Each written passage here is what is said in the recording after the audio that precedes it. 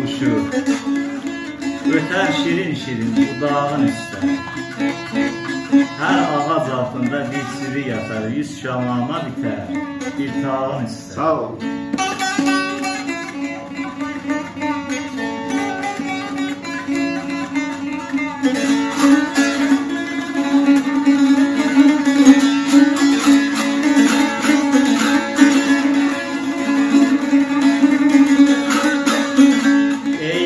Qocaldım düşərsən dərdə, sazın qan ağlayar hey pərdə-pərdə. Yarından yaralı pərvanələr də yanar şamın üstə, sırağın üstə.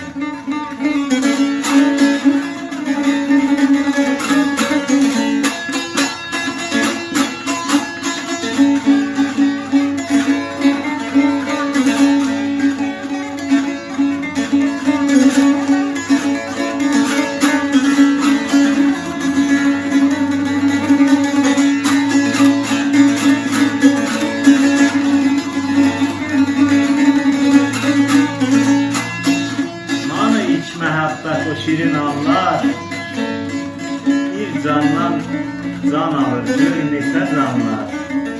Altında məzmuna dönər zamanlar, bir gözlər, bir lalə yanağın üstə.